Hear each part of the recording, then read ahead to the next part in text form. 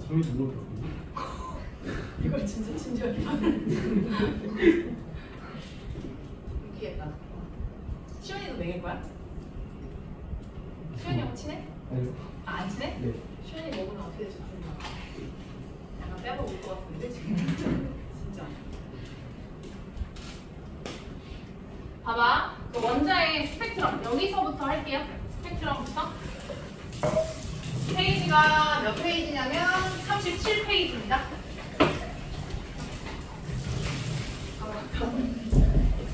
시간이 끌어서. 교환돼요. 어? 교환돼요. 교환되냐고? 왜? 삐꾸야?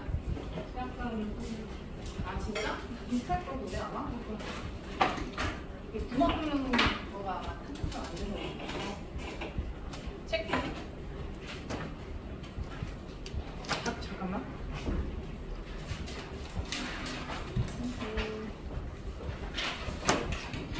오케이. 여장군. 하나 교환해줄까? 괜찮아요. 뭐요? 하나 더 나와. 바꿔? 이거 가져가 내가? 이거 같이 해야겠다. 책 이상한 거 없죠? 한번 봐봐. 그 스프링 잘 구겨져 있고.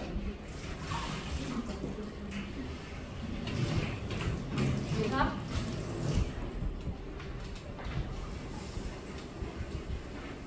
됐어요? 할게요.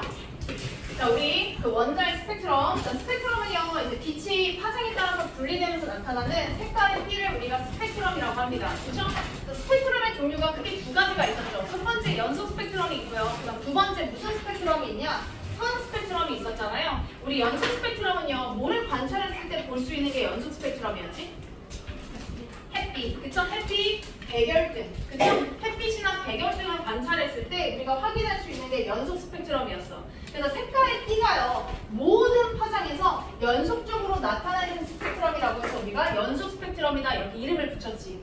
자, 그 다음에 이제 선 스펙트럼이 나와요. 선 스펙트럼은요, 우리 위에 거랑 다르게 빛의 띠가 어떤 식으로 나타나냐? 불연속적으로 나타나죠. 아까는 연속적이었지만 얘는 띄엄띄엄 끊어져서 나타나는 게 선 스펙트럼이지. 그리고 이 선 스펙트럼의 특징은요, 뭐에 영향을 받아요? 원소의 종류에 영향을 받죠.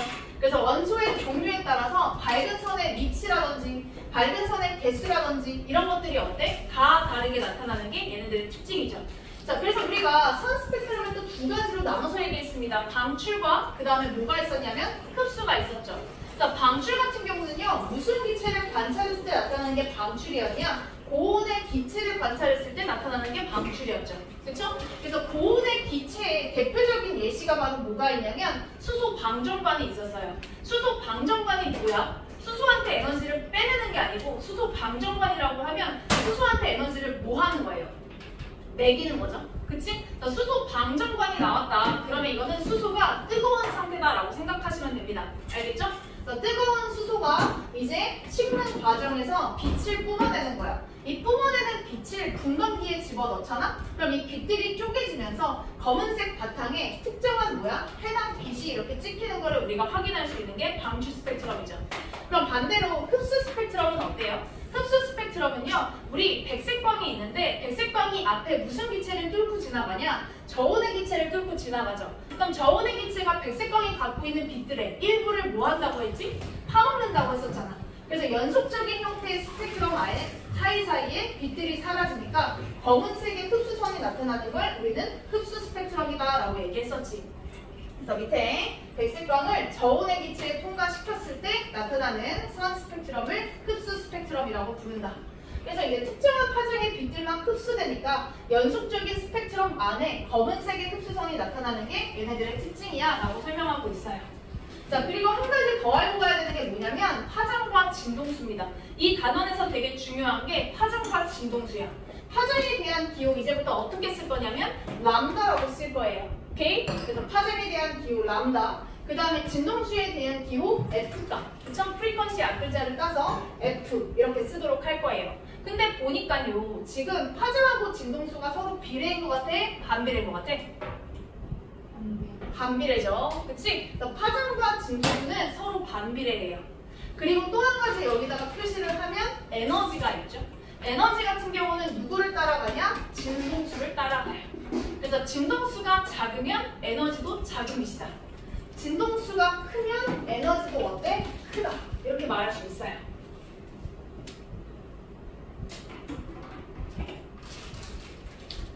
일단 여기까지 하고 뒤에서 좀 더 자세히 봅시다. 자, 원자에 에너지 준위가 있습니다. 우리 원자의 에너지 준위를 할 때 우리가 알아야 될 내용이 바로 뭐냐면 러더퍼드의 원자 모형이에요. 우리 원자 모형의 변천사를 화학에서 배웠잖아. 맨 처음에 누가 등장했었죠? 누구? 그치, 돌턴. 돌턴 다음에 톰슨 있었죠? 톰슨이 무슨 실험을 했더라? 응급선 실험을 했었지? 응급선 실험을 통해서 이 입자가 뭐다라는 걸 발견했어? 전자라는 걸 밝혀냈죠. 그치? 그러니까 톰슨의 원자 모형이 있었잖아. 근데 이제 그거가 잘못된 거를 우리가 누가 밝혀냈지? 러더퍼드. 러더퍼드가 무슨 실험을 했지? 알파 입자 산란 실험을 했죠. 그래서 알파 입자 산란 실험을 통해서 원자 내부에 뭐가 있음을 밝혀냈어요? 원자 핵이 있음을 밝혀냈죠. 근데 원자 핵이 있으니까 이제 전자들이 가만히 있으면 안 된다고 했지. 그래서 전자들이 어때? 뭐 하고 있다? 원자핵 주변에 돌고 있다. 그치? 공전하고 있다고 했었죠. 근데 궤도가 있었어? 없었어? 없었죠. 그래서 어떤 식으로 돌고 있냐? 임의의 궤도를 돌고 있다라고 얘기했습니다. 그쵸? 임의의 궤도를 돌고 있다. 특정한 궤도가 아니고 임의의 궤도를 돈대. 그럼 임의의 궤도를 이렇게 원운동에서 돌잖아? 그럼 전자가 돌면서 회전하는 방향이 계속 달라지니까 전자가 끊임없이 회전하는 과정에서 에너지를 어때? 뿜어낼 수밖에 없어요. 그러면 끊임없이 에너지를 바깥으로 뿜어내니까 이때 나오는 파장들이 어때? 연속적으로 이어지겠지. 그럼 이때 나타나는 스펙트럼은 무슨 스펙트럼이 나와야 돼? 우리가 아까 배웠던 연속 스펙트럼이 나와야 되죠. 그쵸? 러더퍼드의 원자 모형에 따르면 전자들이 끊임없이 모든 파장에서 빛을 뿜어내기 때문에 스펙트럼으로 치면 연속적인 형태의 스펙트럼이 나타나야 된다고요. 근데 우리가 수소를 갖고 실험을 했더니 어떤 형태의 스펙트럼이 나왔어? 끊어지는 형태의 스펙트럼이 나왔잖아? 선 스펙트럼. 그치? 그러니까 이 선 스펙트럼이 나왔으면 러더퍼드의 모형이 어때? 설명을 할 수가 없게 되죠. 그쵸? 그게 이제 러더퍼드 모형의 첫 번째 한계가 되지. 그래서 실제 기체에서의 불연속적인 선 스펙트럼을 설명할 수 없다. 러더퍼드의 원자 모형으로는. 그 다음에 한 가지 더 있어요. 전자가 이런 식으로 회전 방향을 바꾸면서 이렇게 돌잖아? 그럼 전자가 아까 말했지. 에너지를 점점 잃는다고. 그럼 전자의 궤도가 자꾸 어떻게 돼요? 작아지게 되겠죠. 그럼 작아지고 작아지다가 나중에 어디에 붙어버리겠어? 원자 핵에 붙어버리겠지. 그치? 그러면 우리가 아는 그 원자의 내부의 성질들 어때? 다 성립하지 못하잖아요. 그쵸? 전자가 마이너스를 띄고 원자에게 플러스를 띄고 설명할 수 없잖아. 그래서 여기 이렇게 보시면 두 번째 에너지가 점점 감소하면서 궤도가 점점 작아지니까 원자의 안정성을 설명할 수 없다. 이렇게 얘기를 합니다. 오케이? 원자의 안정성을 설명할 수 없다. 그래서 러더퍼드 원자 모형의 문제점 중요하니까 알아두셔야 돼요. 그래서 이 원자 모형의 문제점을 보완하기 위해서 등장한 새로운 모형. 누구의 원자 모형이야?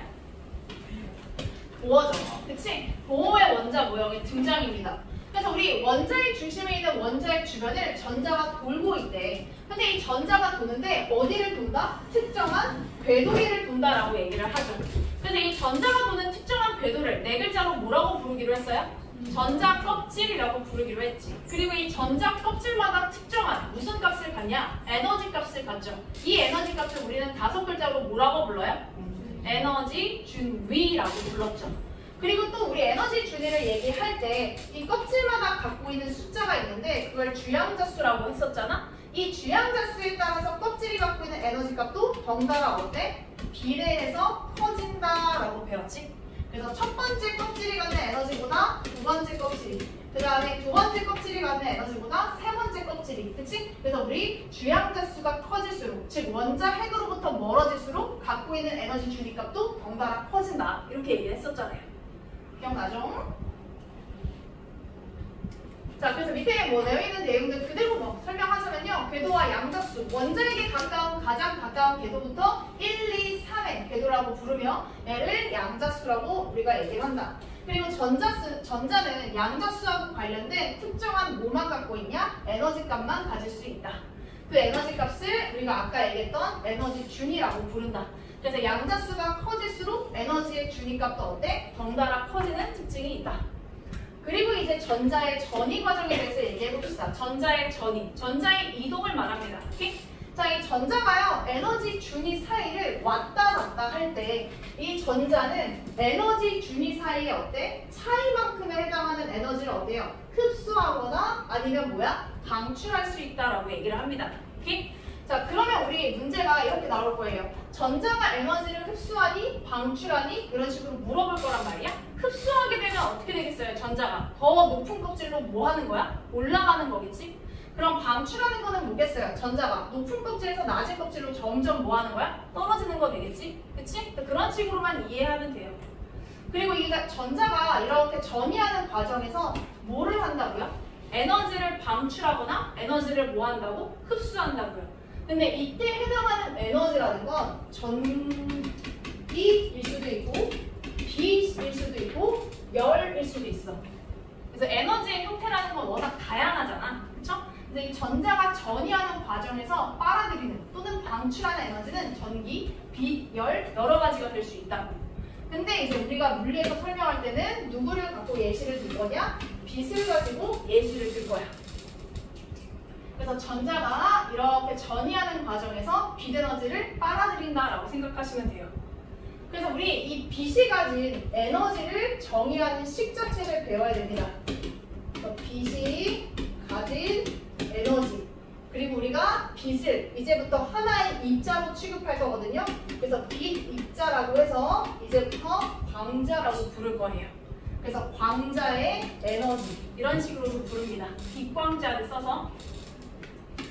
자, 근데 우리 아까 살짝 말해줬잖아. 에너지라는 거는 누구하고 비례했냐? 진동수와 비례했죠. 그치? 그래서 우리 에너지는 진동수하고 비례하니까 이 식에는 진동수가 들어가요. 근데 비례한다는 걸 식으로 만들려면 그 앞에 뭐가 붙어야 되냐? 비례상수가 붙어야 되잖아요. 그치? 그래서 여기에 붙는 비례상수, 플랑크 상수가 들어가요. 오케이? 그래서 우리 광자가 가진 에너지는 이제부터 플랑크 상수 곱하기 진동수로 언급을 할 겁니다.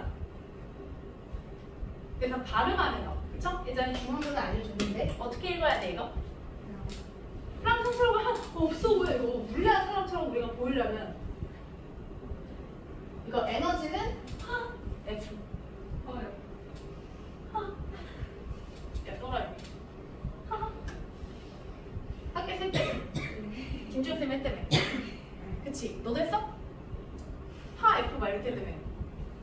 이거 내가 저번에 너네만 그 까고 이거 섭했을 때 이거 내가 말해줬는데 이거 불안인 줄 알았다며. 너무하다 진짜. 박무빈이 이거 불안인 줄 알았는데 김주현쌤이 진짜 이렇게 해서 이거 맞다고 어제 그러더라. 내 말을 왜 다 불안하지? 약간 떨어야 돼. 알겠지? 약간 오리지널로 하려면 F 이렇게 말해야 돼. 알겠어, 지원아? 내일 물리 들었을 때 꼭 그렇게 생각해. 이거 아니고 이렇게. 지영쌤은 떨어지. 어? 그러니까 약간 그거지. 하남자. 알겠지? 상남자 되려면 이렇게 떨어야 된다고. 너네 맞아, 알지? 김천이하고 동식이 약간 보여주고. 그래서 이거 알겠죠? 그래서 E는 HF 이런 건 너무 없어 보여. 알겠죠? F 이런 느낌으로 해야 돼. 그 다음에 이제 아까 말한 식 한 개만 더 쓰자. 그리고 이제 뭐하고 반비례하냐? 우리 그 파장하고 반비례한다라고 했었잖아. 그쵸? 이 식을 좀 매끄럽게 연결을 하려면 뭐가 필요하냐? 빛의 속도에 대한 식이 필요합니다. 자, 빛의 속도, 우리 특수상대성 이론에서 얘기하잖아요. 빛의 속도는 언제 어디서나 일정하다. 그래서 빛의 속도를 C라는 기호로 쓰고요. 이 빛의 속도를 구하는 공식은 어떻게 되냐? 파장 곱하기 진동수 값으로 정의할 수 있어요. 그래서 C는 람다 F 이런 식으로 씁니다. 그럼 빛의 속도는 아까 언제 어디서나 일정하다고 했으니까 얘가 고정된 값이죠. 그쵸? 그러면 람다랑 F는 서로 비례야? 반비례야? 그렇죠. 얘가 커지면 얘가 작아지고 얘가 작아지면 얘가 커지고 반비례 관계가 돼요. 오케이? 그래서 파장과 진동수는 자꾸 반대로 가는 거야. 자, 그럼 얘를 좀 이제 정리해 볼까요? 자, F에 대한 식으로 바꿔보면 양변에 람다로 나눠주면 얘 F는 람다분의 C라는 식으로 바꿀 수 있잖아요. 그쵸? 그래서 F 자리에다가 람다분의 C를 여기다 넣어줍니다. 그러면 람다분의 C 이런 식으로 만들어져요.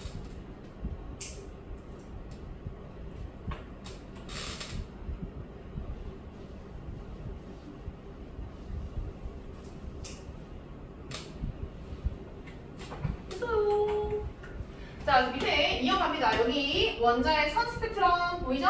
자, 원자의 에너지 준위가 불연속적이기 때문에 원자에서 방출되는 전자기파 한 글자로 빛입니다. 빛. 이 빛의 스펙트럼은 선이 띄엄띄엄 나타나는 선 스펙트럼이다. 자, 그러면 이 빛이 나타내는 에너지 값을 계산하는 식, 방금 말해줬지? 진동수가 F인 빛 입자 하나의 에너지 값은 다음과 같다. 그래서 에너지는 하 F 또는 람다분의 하C 이런 식으로 정의할 수 있다. 그리고 이 식은 필히 암기하셔야 됩니다. 물리에서 되게 중요한 식이에요. 파동까지 시험범위에 들어간다. 그럼 파동에서 또다시 보게 될 식이기 때문에 너무 중요합니다. 자, 그리고 나서 이제 문제에서 언급하는 게 뭐냐? 파장이죠. 파장. 그쵸? 왜냐하면 이 파장에 따라서 뭐가 달라져? 빛의 종류가 달라지잖아. 그래서 이 파장을 항상 언급할 수밖에 없단 말이야. 그래서 예시로 한번 식을 써보자고요. 자, 우리 첫 번째 껍질에서 세 번째 껍질로 이렇게 전이 되는 전자를 예시로 한번 들어볼게요. 그럼 이 전자한테 필요한 에너지 값을 식으로 만들어 보자고요. 그럼 아까 이 전자가 필요한 에너지 값은 뭐라고 했어요? 이 껍질이 갖고 있는 에너지의 뭐만큼? 차이만큼이 필요하다라고 얘기했었지? 그러면 나는 이 전자가 첫 번째에서 세 번째로 올라가야 되니까 세 번째 껍질이 갖는 에너지와 첫 번째 껍질이 갖는 에너지의 그 차이 값을 전자한테 줘야 된다. 이렇게 생각할 수 있으셔야 돼요. 그런데 여기서 끝나면 안 되지. 아까 식을 하나 더 알려줬잖아. 우리 이 에너지가 바로 뭐라고요? 이제부터 빛이라고 했죠. 그럼 빛이 가진 에너지 어떻게 식을 쓴다? 플랑크 상수 곱하기 진동수로 쓴다라고 하지 않았습니까? 그쵸? 그러면 이 3 값을 우리는 플랑크 상수 곱하기 진동수 HF3 그 다음에 얘 이 원에 대한 값을 HF1 이런 식으로 쓸 수 있지.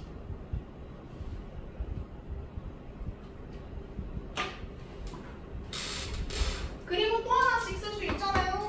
파장에 대한 식 람다 3분의 하시 람다 1분의 하시 그쵸?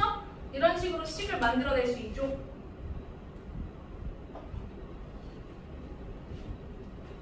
이렇게 만든 거야. 전자가 전이하는 과정에서 필요한 식 이렇게 해서 이렇게 식 이렇게 이어낼 수 있어야 돼요. 이게 진짜 찐중해. 그래서 에너지는 진동수하고 비례하는 거 확인할 수 있고 에너지는 파장하고는 반비례한다라는 거 확인할 수 있죠. 그쵸?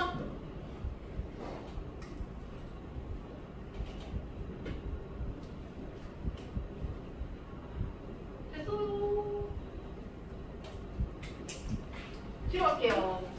자, 그래서 우리 아까 전자가 전이하는 과정에서 빛이 이렇게 들어갔다 나왔다 한단 말이지. 자, 그래서 우리가 그걸 가지고요. 해당하는 빛을요, 이렇게 묶어가지고 이렇게 새로운 묶음 단위를 만들었죠? 그쵸? 네, 기억나죠? 자, 전자가 이렇게 전이하는 과정에서 내보내는 빛들을 봤더니 첫 번째 껍질로 떨어지는 빛들은요, 죄다 뭐에 해당하는 빛이었냐? 자외선에 해당하는 빛이었죠. 그치? 그래서 이걸 발견한 사람의 이름을 따서 얘네들을 묶어서 무슨 계열이라고 이름을 붙였냐? 라이먼 계열이다 라고 이름을 붙였죠. 자, 그렇게 해서 노벨상을 탔다 이렇게 얘기를 했었고, 그럼 라이먼이 노벨상을 탔으니까 이제 나도 어때? 하나 더 해먹어야 되겠네. 그래서 두 번째 껍질로 떨어지는 빛들을 묶어봤더니 이번엔 무슨 애들이 나왔어? 그치? 가시광선에 해당하는 애들이 나왔죠. 그쵸? 근데 이 가시광선에 해당하는 애들을 묶어가지고 무슨 계열로 이름을 붙였냐? 발머 계열로 이름을 붙였죠. 그치? 노벨상 탔고, 그 다음에 이제 그럼 잘 됐네. 세 번째 껍질로 떨어지는 빛도 봤더니 이번에는 어떠한 빛이 나오는 걸 확인할 수 있었냐? 적외선에 해당하는 빛이 나오는 걸 확인할 수 있었죠. 그래서 이걸 묶어서 하나의 또 묶음 단위 하신 계열 이렇게 이름을 붙였죠. 그렇죠? 그래서 라이먼, 발머, 하신 이렇게 달라집니다. 그리고 자외선에 해당하는 빛은요, 절대 가시광선에 질 수 있어? 없지. 무조건 자외선이 가시광선보다 세고 그 다음에 또 가시광선은 무조건 적외선보다 셉니다. 오케이?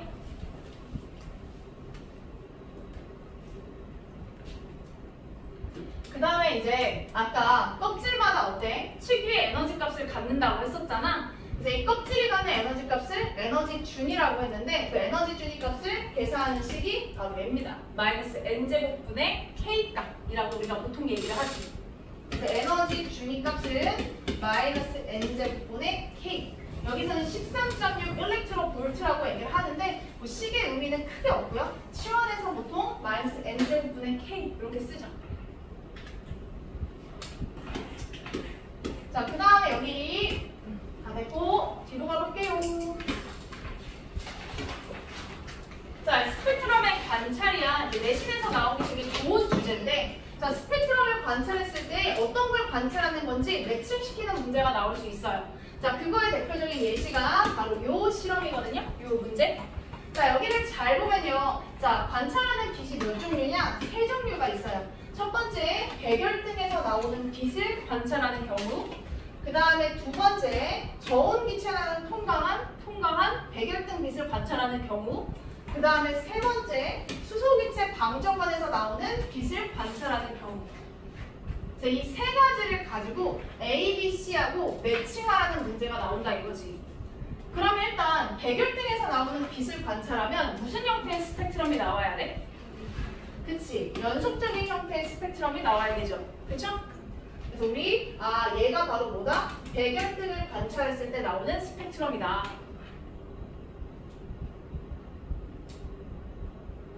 그 다음에 이제 A 볼까? A는 뭐야? 방출 스펙트럼이죠. 그치? 뭐를 관찰했을 때 나오는 스펙트럼이에요, 이거?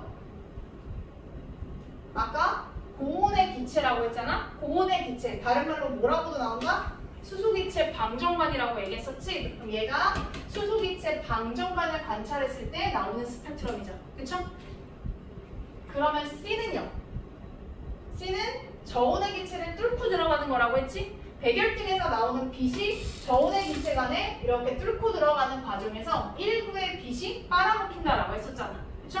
그럼 얘가 바로 저온 기체관을 통과한 빛이다. 이렇게 말할 수 있겠지. 이 문제 중요하니까 매칭시킬 수 있으셔야 됩니다. 스펙트럼과 그 다음에 해당하는 실험의 예시. 됐고요. 우리 직접적인 문제 한번 풀어볼게요. 예제 1번만 풀고 넘어갈게요. 예제 1번 풀어줘.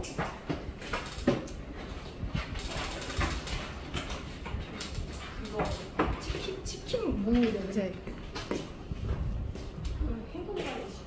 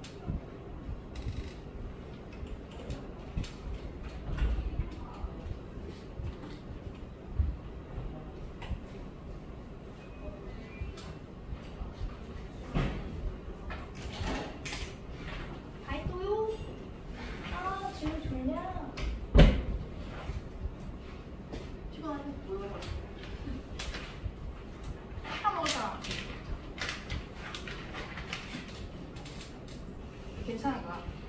내가 먹고 줄게. 내가 먼저 먹을게. 싫어? 맛있는데 이거. 딱 먹을 사람. 미안해.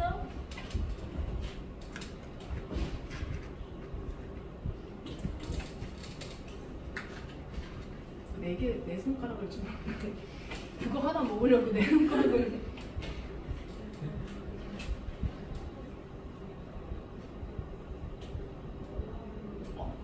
맛있는데? 맛있지? 저요. 응? 쉬다고? 뻥치 마. 이거? 달걀이야.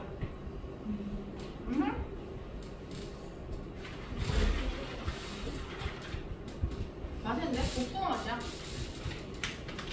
슈가프리야, 슈가프리. 설탕이라고. 더 오픈을 해줄게. 이거 뒤에 성인고에 있으면 없어질 수도 있어. 뒤에 이선진, 이서준 수업이면 없어질 수도 있어. 먹으려면 지금 먹어야 돼. 엄청 위험한 애들 거 아니지?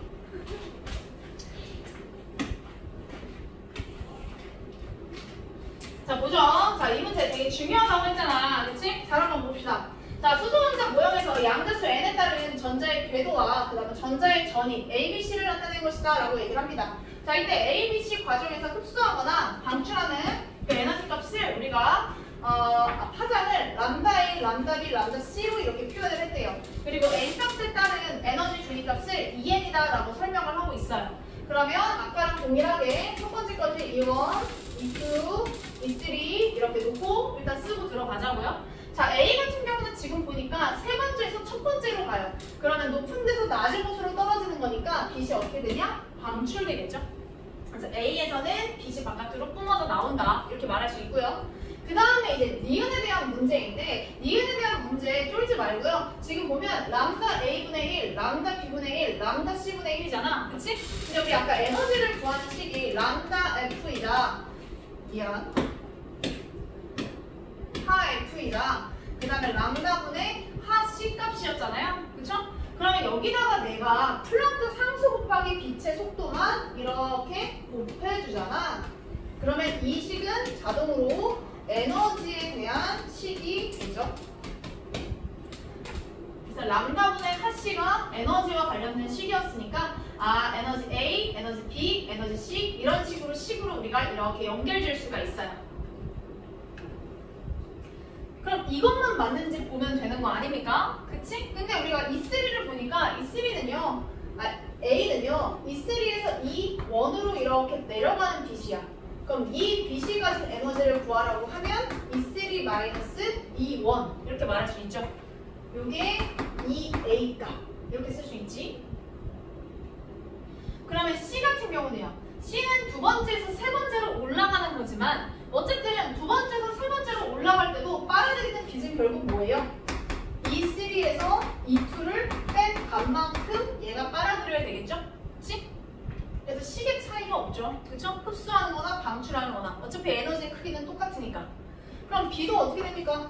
두 번째에서 첫 번째 아니고 첫 번째에서 두 번째로 올라가죠? 그래도 어차피 어때? 에너지는 얘네들의 차이니까 E2에서 E1을 뺀 값이 EB다 이렇게 쓸 수 있죠. 그럼 얘네 둘을 더해보자. 없어지고 없어지니까 결국 E3에서 E1 값이 나오니 얘는 결국 누구랑 같아요? EA랑 같죠. 자, 그 식이 연결되잖아. 그러면 니은 어때요? 맞죠. 그쵸? 에너지 A 값은 에너지 B 값과 에너지 C 값의 합과 같구나라는 거 알 수 있죠. 그러면 디귿은 어때? 디귿 같은 경우는 자, 디귿 이제 쓸 수 있죠. E3-E1이라고 했으니까 이건 A에 해당하는 에너지 값이라고 쓸 수 있는 거야. 그 다음에 E3-E2라고 했으니까 얘는 뭐야? EC에 대한 에너지 값 이렇게 쓸 수 있는 거야. 근데 에너지하고 파장이 서로 비례였나? 아니었잖아. 그럼 반비례였으니까 이렇게 쓰면 안 되죠. 그쵸? 위아래의 위치가 어때? 바뀌어야지 맞죠? 그쵸? 역수와 같은 거니까 역수와. 그래서 답은 니은만 맞다. 이렇게 말할 수 있어요. 되게 중요해요. 알겠죠? 이런 식으로 풀 수 있어야 돼. 여기 이런 식의 문제로 나올 겁니다. 그리고 뒤로 가봅시다.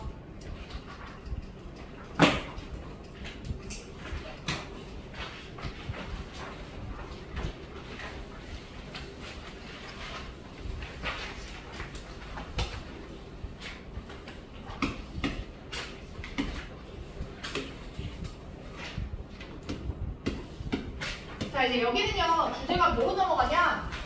전체로 넘어갑니다. 고체의 에너지 D에 대해서 우리가 얘기하도록 할 거예요. 자, 일단 고체 에너지 D에 대해서 얘기하려면 뭐가 필요하냐? 고체 원자들의 에너지 준위에 대한 얘기를 좀 해봐야 돼.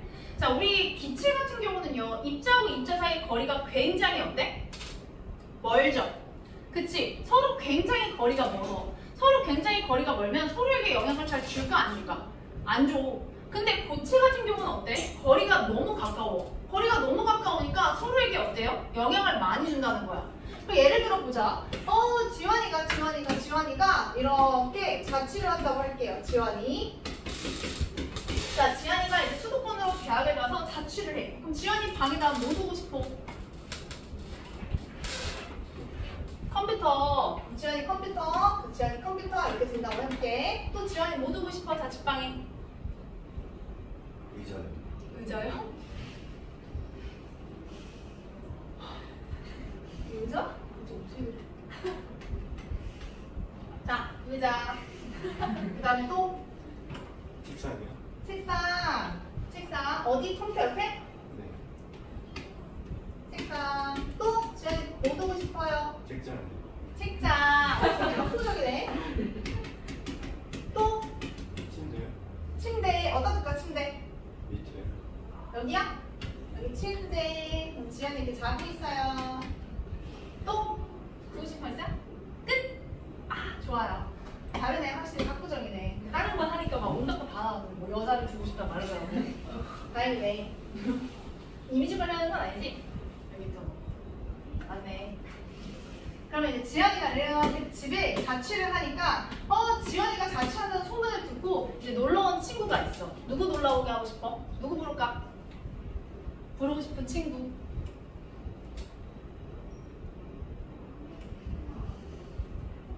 시연이 맞아. 시원이? 그래? 그럼 시원이.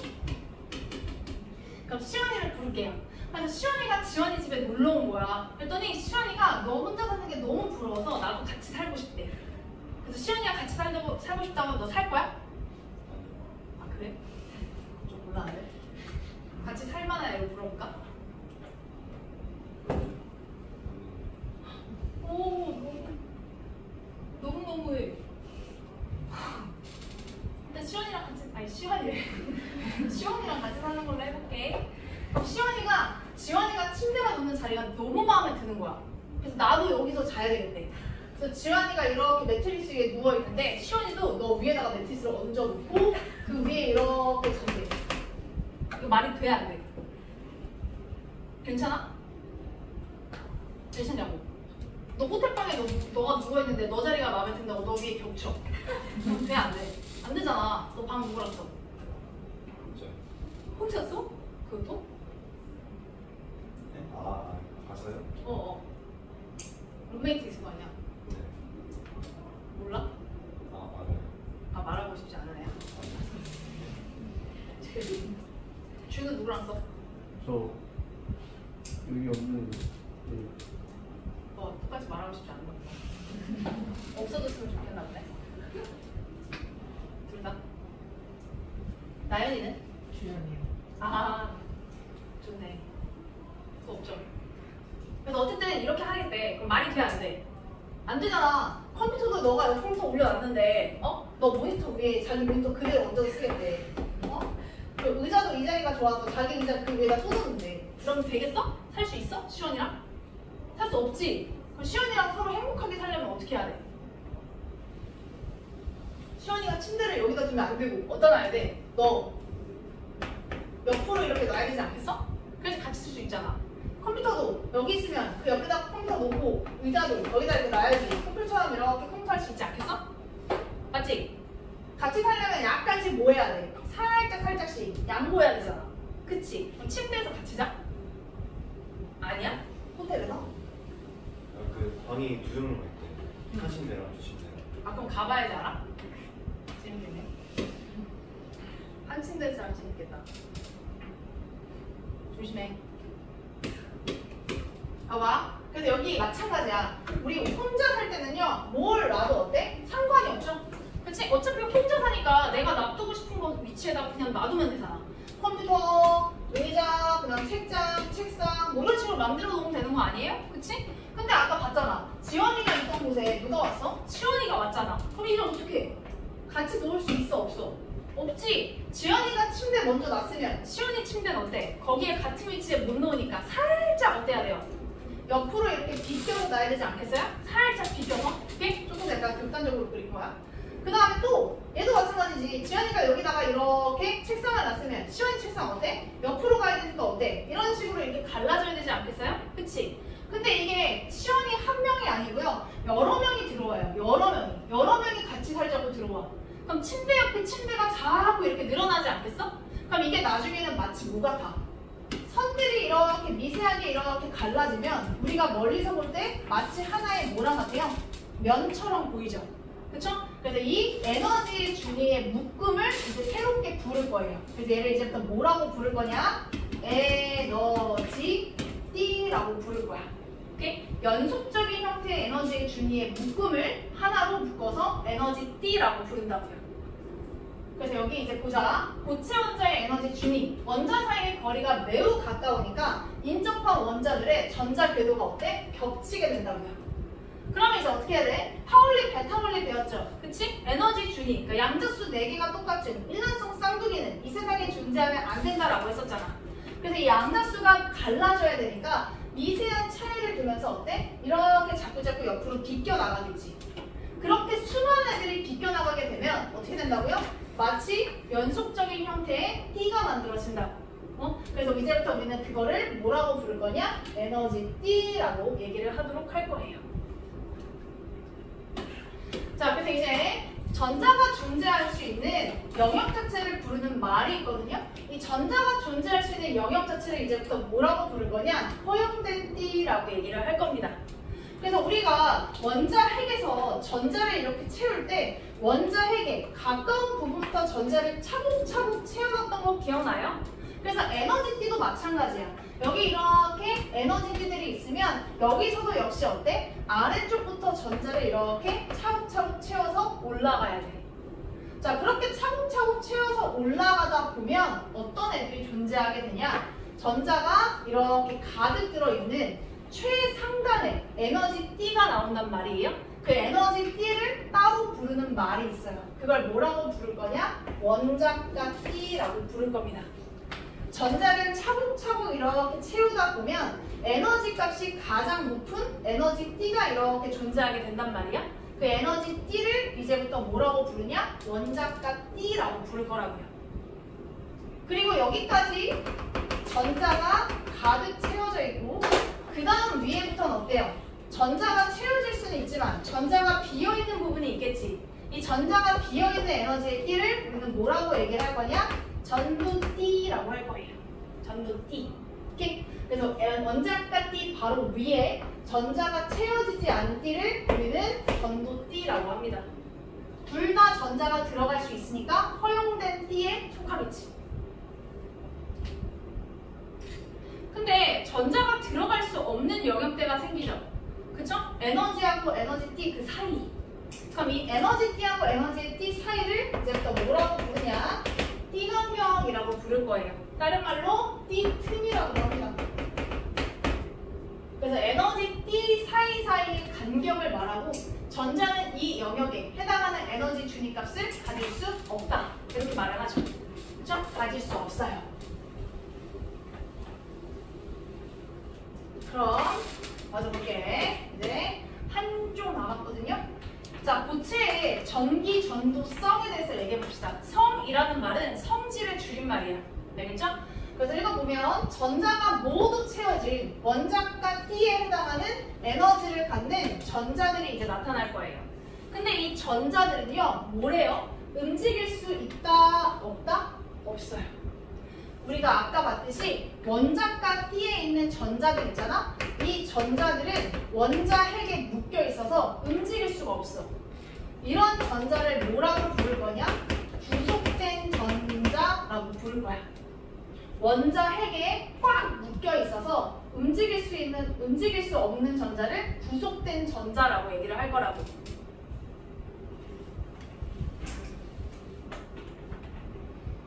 우리 여기에 모든 전자들이 이렇게 가득가득 채워져 있었다라고 얘기를 해보자고. 근데 우리 아까 배웠죠? 이 전자의 전이 과정. 전자가 낮은 에너지 준위에서 높은 에너지 준위로 올라갈 수 있잖아. 그치? 그게 외부에서 뭐를 가해줄 때였어? 빛을 가해줄 때 아니었어? 그쵸? 그래서 외부에서 이렇게 전자한테 에너지를 매기잖아? 그럼 이 전자가 이 에너지를 먹고 더 높은 에너지 준위 값으로 어때? 이렇게 점프해서 올라갈 수 있는 거야. 그러면 이제부터 전자가 어디 위에 있게 돼요? 전도띠 위에 이렇게 있게 되죠. 그럼 전도띠에 올라간 전자는 이제부터 무슨 전자가 된다? 구속을 벗어나게 되니까 무슨 전자라고 부른대? 자유전자라고 불러요.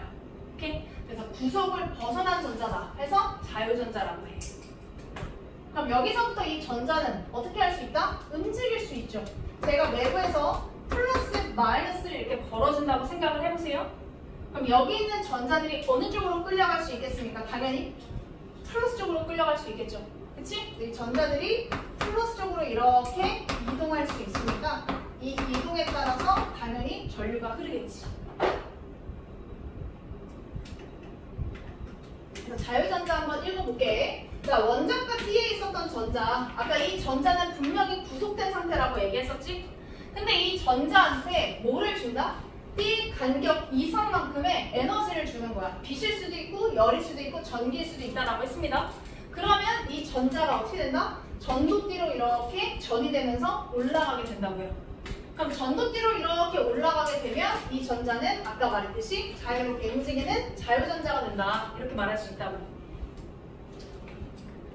근데 여기서 중요한 개념이 하나 더 나와요. 그러면 이렇게 전자가 올라가잖아? 그럼 전자가 올라가면 그 자리에 어때? 전자가 빠진 비어있는 공간이 이렇게 생기게 되지 않습니까? 그쵸? 전자가 빠져나간 비어있는 공간이 생기게 되잖아. 알게 됐어? 자, 이 비어있는 공간을 이제부터 뭐라고 부를 거냐? 양공이라고 부를 거예요. 전자가 이렇게 전이 되는 과정에서 빈자리가 생기는데 이 빈자리를 우리 이제부터 양공이라고 부를 거라고. 왜 양공인지 들어봐. 여기다가 똑같이 플러스 마이너스 걸어볼게. 자, 아까 같은 경우는 어때? 여기에 전자들이 빽빽하게 채워져 있었지. 근데 내가 여기다가 플러스하고 마이너스를 걸어준 순간 전자들이 어떻게 할 수 있어 이제? 옆에 빈자리가 생겼으니까 이 전자들이 어때요? 이 빈자리를 채우면서 옆으로 이제 이동할 수 있지 않아? 그쵸? 그러면 너네 이 구멍은 어디로 가? 전자가 이렇게 옆으로 채우면 빈자리는 어떻게 돼? 반대로 가죠. 전자가 이렇게 채우면 여기가 빈자리가 될 거 아니야. 그쵸? 그럼 이 구멍이 마치 어디로 가는 것 같아? 마이너스 쪽으로 가는 것 같죠? 그래서 마치 마이너스 쪽으로 끌리는 플러스의 성질을 가지는 구멍과 같다 라고 해서 얘를 양공이라고 불러요. 그래서 양공은 전자의 이동가능과 반대야. 그래서 전자가 움직이는 방향과 반대로 움직이는 구멍이다. 그래서 마치 플러스의 성질을 띠는 것 같다 라고 해서 양공이라고 부르지. 그러면 양공이 있으면 역시 전류 흐를 수 있어 없어?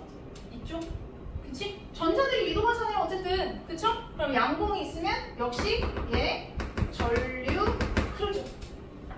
그래서 양공이 있으면 역시 전류를 흐르게 할 수 있는 원인이 된다. 이렇게 말할 수 있어요.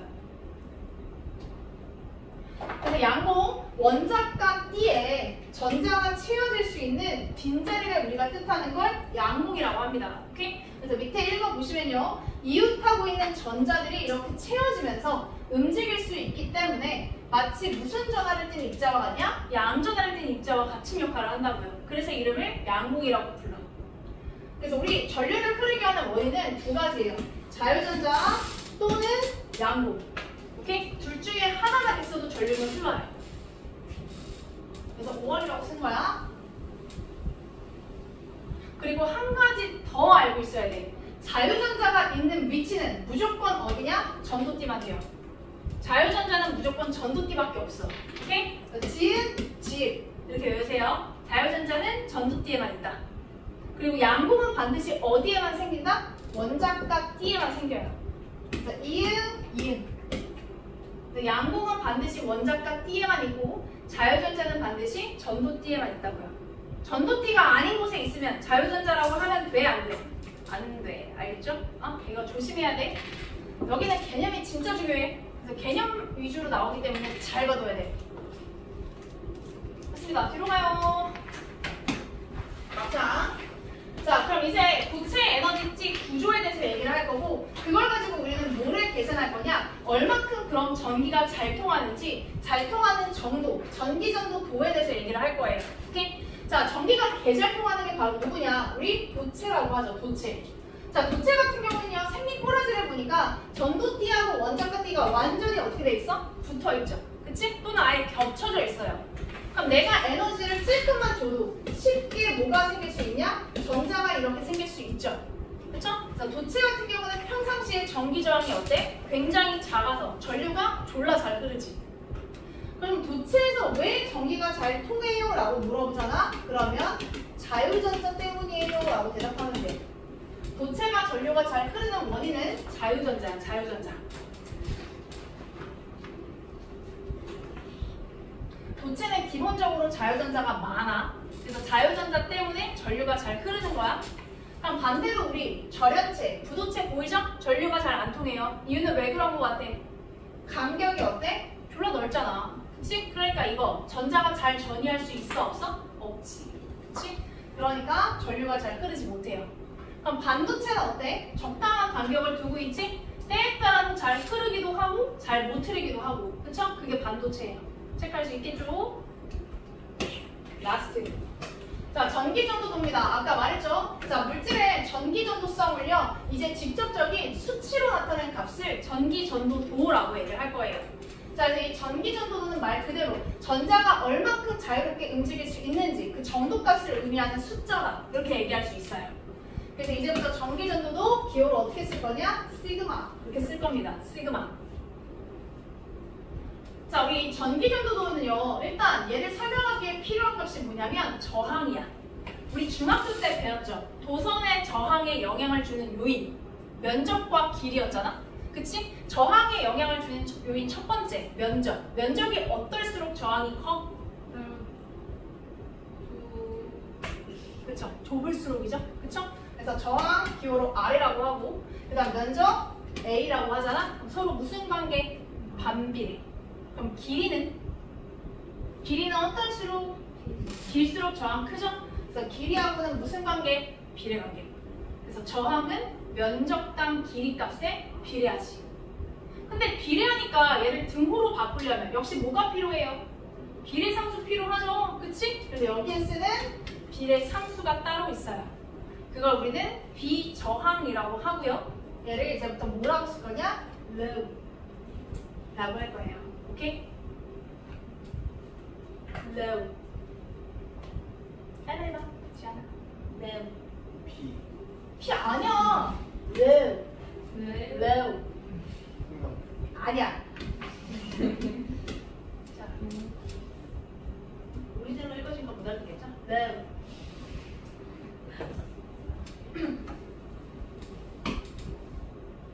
그리고 이 비례상수, 비저항 있죠? 이 비저항은요, 뭐에 따라서 달라지냐? 재질에 따라서 바뀌어요.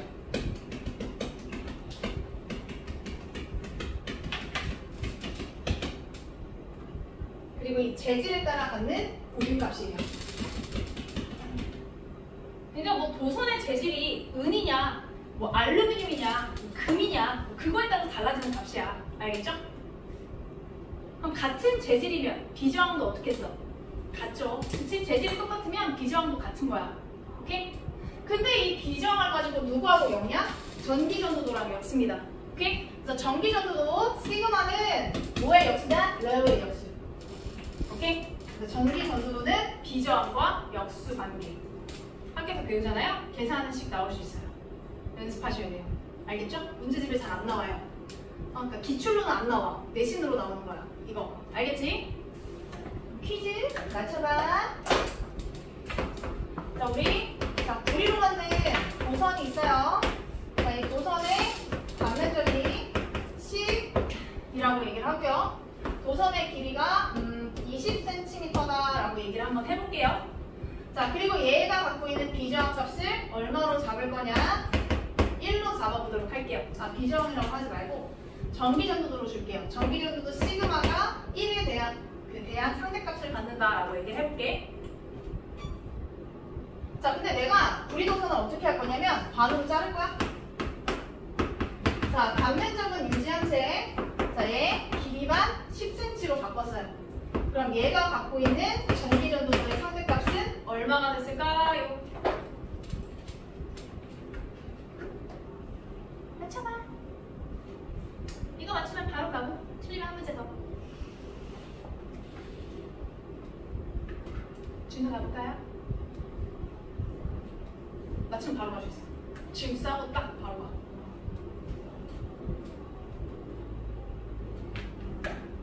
지연이 해볼래?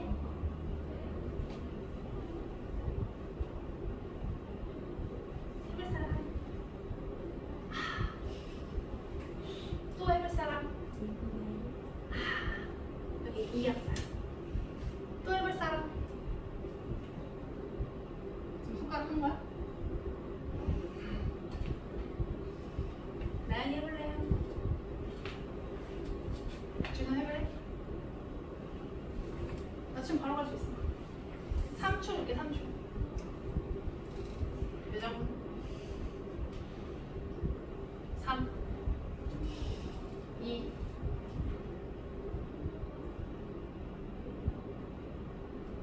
아무도 안 해? 나 혼자 해? 얼마게? 이거? 답 1이죠. 답 1이에요, 1. 답 1이지! 왜? 이거 구리도선. 재질이 달라졌어? 안 달라졌잖아. 아까 비저항은 재질의 영향을 받는다고 했고 전기전도는 비저항의 역수라고 했잖아. 맞죠? 아, 이거 건드리면 돼요, 안 돼요? 안 되지. 둘 다 1이야. 오케이? 그럼 뭐가 달라졌을까요? 위에서 아래는 저항만 달라진 거예요. 알겠죠?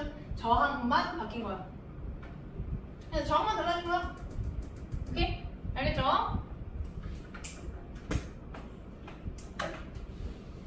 좋습니다. 뒤로 갈게. 라스트 한 문제. 여기 페이지 68에 3번 문제. 자, ABC가 나온대요. ABC. 근데 이 ABC는요, 도체 아니면 반도체래. 둘 중에 하나래. 오케이? 자, 그럼 우리 한번 맞춰봅시다. ABC가 각각 누군지. 맞춰 바로 가요. 도체 아니면 반도체래.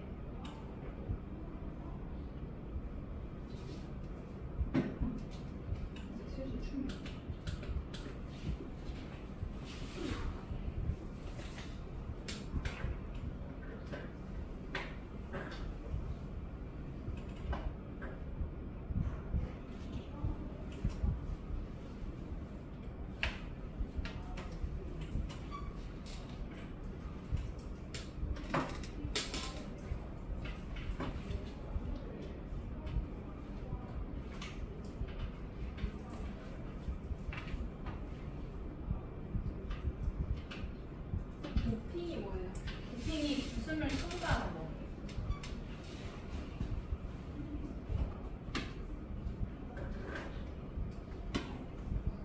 해볼게요.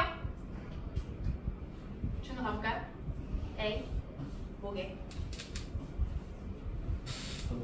반도체. 좋아요. 또 지연이 가볼까요? 반도체. 나연이 가볼까요? 혼자 다르게 말했습니다. 가볼까요?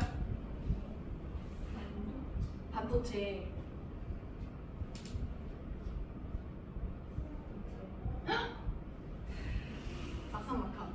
마지막 힘이요. 뭐게요?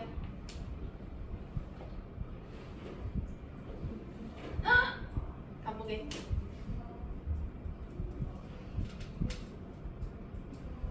잘 봐. 이거 많이 틀려. 그래서 하는 거거든. 얘 어디를 봐야 되냐면요. 전도띠와 원자가 띠만 보는 거예요. 도체, 부도체, 반도체의 특징은 전도띠하고 그 원자가 띠의 그 차이, 간격을 보는 거야. 그러면 여기를 봐야죠.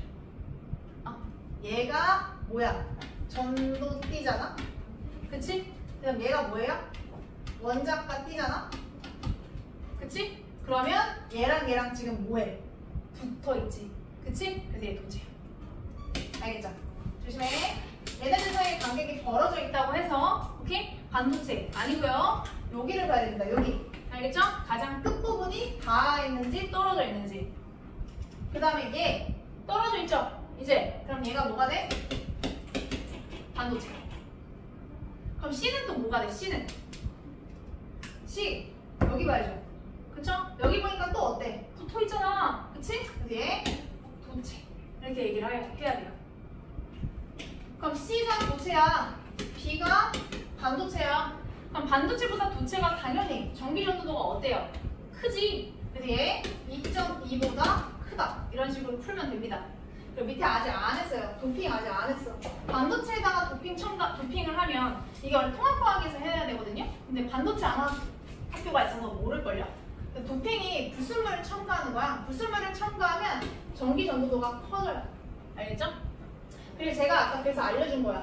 A가 도체잖아? 도체에서는 누가 전류를 흐르게 한다고? 자유전자라고 했었지? 그치? 그래서 얘 틀려. 주로 도체는 자유전자가 전류를 흐르게 합니다. 됐습니까? 오케이? 여기까지. 딱 여기까지 했어. 오늘 첫 시간이라서. 딱 여기까지. 갑시다.